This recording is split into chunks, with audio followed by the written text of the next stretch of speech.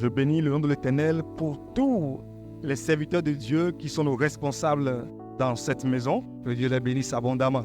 Je me tiens dans la grâce de mon Père, l'apôtre Antoine Zérouzé. Et même si c'est 10 minutes, Dieu va prendre ça pour faire quelque chose dans ta vie. Amen. Prions. Père de toutes les grâces, Dieu grand, roi des rois, Jésus, Fils de Dieu, je t'invoque ce soir que ta lueur, que ta lumière brille en moi, affecte ce peuple, que les ténèbres disparaissent et que ta lumière règne pour toujours.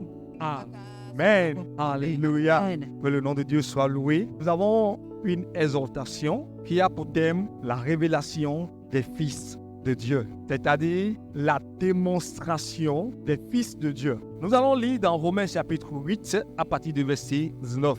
La Bible déclare aussi: la création attend-elle avec un ardent désir la révélation des fils de Dieu. Car la création a été soumise à la vanité, non de son gré, mais à cause de celui qui l'y a soumise, avec l'espérance qu'elle aussi sera affranchie de la servitude de la corruption pour avoir part à la liberté de la gloire des enfants de Dieu. Or, nous savons que jusqu'à ce jour, la création tout entière souffre et souffre les douleurs de l'enfantement. Et ce n'est pas elle seulement, mais nous aussi qui avons les prémices de l'esprit, nous aussi nous soupirons en nous-mêmes en attendant l'adoption, la rédemption de notre corps. Amen. Alléluia. Ce n'est pas moi qui veux prêcher, c'est l'Esprit du Seigneur qui veut te parler. Regarde Dieu en moi.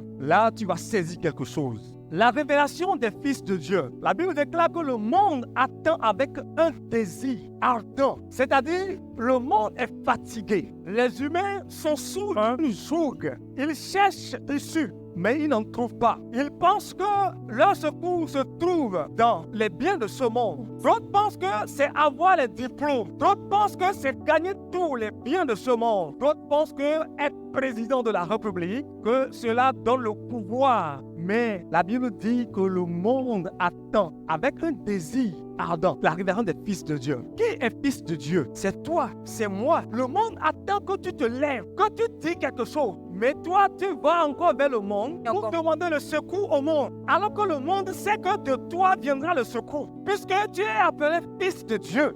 Si tu ne le sais pas, laisse-moi te le dire, que tu n'es pas n'importe qui. Alléluia. Tu n'es pas n'importe qui. Normalement, quand tu arrives quelque part, et ça bouge, et tu arrives, et tu dis silence, le silence doit arriver automatiquement. Si tu ne le sais pas, je te le révèle. Le monde attend de toi quelque chose. Alléluia. Moi, dans ma vie, depuis que j'étais encore enfant, je voyais une grandeur en moi. Et je croyais en cette grandeur. Et si vous pouvez vous rapprocher de ma famille, les gens de ma famille, ils vont vous dire comment Arnaud se voit. En ce moment, je ne connaissais pas encore Dieu. Et à l'âge de 14 ans, j'ai découvert Dieu. Et j'ai lu dans la parole que aussi longtemps que l'héritier demeurera enfant, qu'il ne diffère pas de l'esclave. Alléluia. Toi et moi, nous sommes co-héritiers de Jésus-Christ. Jésus-Christ, on lui a donné le nom qui est au-dessus de tout nom. Et si tu es co-héritier de Jésus-Christ, ça veut dire que ton nom dans ton environnement doit affecter. Si ça n'affecte pas, ça veut dire que tu ne te connais pas encore. Je te le dis encore, que tu es fils de Dieu. Et tu vas commencer par le révéler. Tu dois commencer par le révéler. Si quelque chose ne va pas bien dans ton pays, c'est à toi de te lever. Tu ne dois pas attendre un pasteur. Tu dois te lever parce que tu as une puissance. Tu as un nom. Ton nom doit affecter. Alléluia. Romains 8, verset 20. La Bible déclare: car la création a été soumise à la vanité. La création, c'est tous les humains, sans exception, que ce soit les chrétiens et non-chrétiens, tout ce que nous appelons païens. La création a été soumise à la vanité. Non de son gré, mais à cause de celui qui l'y a soumis. Satan a volé notre poids, notre force depuis le jardin d'Éden. Jusqu'à aujourd'hui, il continue de poser le même acte. Il va venir te dire: est-ce que Dieu a dit réellement? Dieu a-t-il réellement dit ce que Dieu t'a dit dans ta révélation, dans un rêve? La part de connaissance que tu as reçue de la part du Saint-Esprit, Satan, le trompeur, le dragon ancien, il viendra. Est-ce que Dieu a réellement dit que tu seras? Toi-même, comme tu ne te connais pas, tu dis: vraiment, je fais tout, mais rien ne bouge. C'est seulement le nom. Satan, tu as raison. Ne donne plus raison à Satan. Ne donne plus raison à Satan. À partir de ce soir, quand il vient là, si tu es à ta maison, il arrive, conduis-le au dehors. Et dis-lui que je t'interdis l'entrée de cette maison. Je ne veux plus te voir. Si à ta vie professionnelle t'embête, amène-le au portail du ministère. C'est un rôle de ta profession. Dis-lui, regarde bien l'entrée là. Je t'interdis. C'est ce que Dieu attend de nous. Dieu a déposé en nous une puissance, un pouvoir, une capacité. Mais nous ne l'utilisons pas. Et nous soupirons. Et nous sonnons 40 jours, 40 nuits. D'autres s'engagent dans des veilles de prière. Alors que tu n'as pas besoin de tout ça là. De gêner, de veiller avant d'avoir ce que tu as. Parce que nous ne savons pas que quand nous parlons comme ça, notre parole a de puissance. Je vais donner un exemple. Quand tu appelles ton enfant, une maman qui appelle son enfant, on lui dit, à partir d'aujourd'hui, je donne tel ordre. Et si tu le fais, je te donnerai ci et ci et ci. Vous croyez que l'enfant là va désobéir? Et même si sa maman ne lui donnait pas de promesse, et sa maman lui dit que voilà l'ordre dans cette maison, on va obéir. Qu'est-ce que nous faisons de ce que Dieu nous a donné? Alléluia. Dis, mon cas est différent. Alléluia. Nous allons voir quelques-uns des fils de Dieu qui ont bougé le monde dans le passé. Alléluia. Nous allons aller dans le livre de Psaume chapitre 1, le verset 1er. Qui ne connaît pas David? C'est lui qui a écrit la plupart des psaumes. Et c'était un grand guerrier. Écoutez ce que la Bible dit ici. La Bible dit, heureux l'homme qui ne marche pas selon le conseil des méchants, qui ne s'arrête pas sur la voie des pécheurs, et qui ne s'assied pas en compagnie des moqueurs, mais qui trouve son plaisir dans la loi de l'Éternel, et qui la médite jour et nuit. Il est comme un arbre planté près d'un courant d'eau, qui donne son fruit en sa saison, et dont le feuillage ne se flétrit point. Tout ce qu'il fait, il réussit. Alléluia. La Bible nous dit que celui qui trouve son plaisir dans la loi de l'Éternel, dans la parole de Dieu, dans la Bible, il est comparé à un arbre planté auprès d'un courant d'eau. Si ta vie ne porte pas de fruits, ça veut dire que là où tu es, tu es au bord d'une rivière. Si tu es au bord d'une rivière, tu dois produire des fruits en ta saison. Et la Bible démontre ici que la rivière, la parole de Dieu, celle que toi et moi n'arrivons pas à prendre comme notre chose, la parole que nous lisons par hasard. Si tu lis la Bible par hasard, c'est par hasard que les bienfaits de Dieu arriveront dans ta vie. Ce que tu veux, c'est dans la parole. C'est en lisant que tu vas découvrir. Mais quand tu négliges cette parole, ça veut dire que tu négliges ta destinée. Alléluia. Nous allons voir dans le livre de Jean chapitre 2, verset 7. Nous allons parler du premier fils de Dieu qui est Jésus-Christ. Jésus l'a dit, remplissez d'eau ces vases. Et ils les remplissent jusqu'au bord. Puisez maintenant, leur dit-il, et portez-en à l'ordonnateur du repas. Et ils emportaient. Quand l'ordonnateur du repas eut goûté l'eau changée en vin, ne sachant d'où venait ce vin, tandis que les serviteurs qui avaient puisé l'eau le savaient, il appela les pauvres. Jésus a changé l'eau en vin. Et nous sommes appelés à être des imitateurs de Christ. Est-ce que quand les situations arrivent et on t'appelle devant la situation, est-ce que tu arrives à changer la tendance? Est-ce que tu sais qu'il y a quelqu'un en toi, une fois, qui peut changer les situations? Ou bien tu te vois incapable? Commence par utiliser la capacité de Dieu qui est en toi. Alléluia. Je donnerai toujours mon exemple parce que partout où je suis passé, j'ai toujours laissé des traces.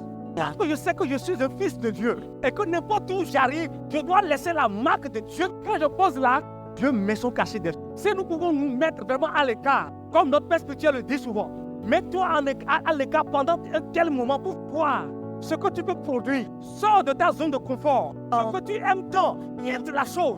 Puis va en arrière. Casse-toi. Tu vas produire de bons fruits. Alléluia.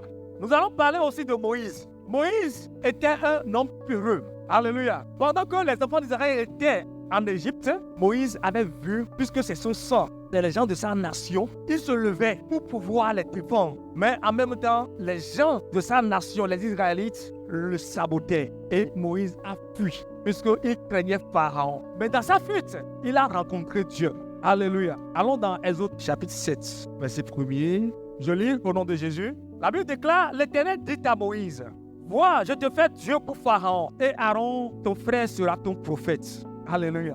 Les amis, dans le temps, Pharaon était le Dieu de la terre tout entière. L'Égypte était comme les États-Unis d'aujourd'hui. Et celui qui doit aller devant Pharaon, celui-là doit être vraiment un homme distingué ou bien un homme mis à part. L'Éternel a dit à Moïse, je te fais Dieu pour Pharaon. Est-ce que toi aujourd'hui, Dieu peut te faire Dieu pour les gouvernants de ce pays, de ta nation? Ou bien tu as peur? Si Dieu te parle, il dit, moi, allez où?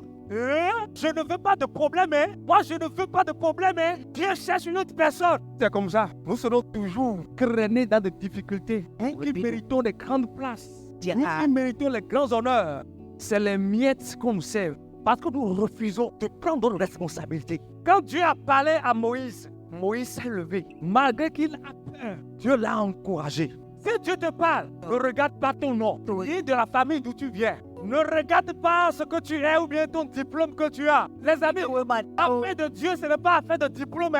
Ce n'est pas affaire de doctorat ou bien je ne sais quoi. C'est affaire d'esprit de Dieu. Et quand l'esprit de Dieu est en toi, tu bouges des choses. Tu dois réclamer ta position. Tu ne dois pas attendre qu'on te donne une position. Mais tu dois réclamer ce que tu veux. Alléluia. Est-ce que quelqu'un m'entend? Alléluia. Moïse est allé devant Pharaon. Et quand il est arrivé, il a dit à Pharaon, celui qui s'appelle Je suis m'a envoyé.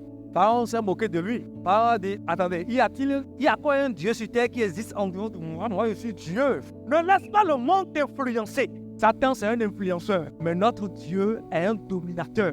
Il est le créateur. Celui qui domine en toi. Utilise-le pour dominer. Dans l'atmosphère, là où tu résides, dans ton quartier, on doit savoir que celui-là, il est fils de Dieu. Dans ton travail, on doit savoir que tu es fils de Dieu. Alléluia. Que Dieu nous bénisse. À cause du temps, je vais m'arrêter ici. Et je vais me demander de me lever pour prendre au moins quelques requêtes de prière. Alléluia. Tu vas prier. Tu vas dire, Seigneur, je réclame mon droit. Le droit que tu m'as donné, qui m'a été volé par Satan, je le réclame maintenant. Prie, réclame ton droit et saisis-le, saisis ton droit. Tu es un fils de Dieu. Tu es un prince, tu as plein droit sur ta situation, tu as plein droit, tu as le pouvoir de changer la situation. Comme tu ne sais pas, c'est pourquoi tu es encore sous le droit de cette situation. Réclame ton droit maintenant.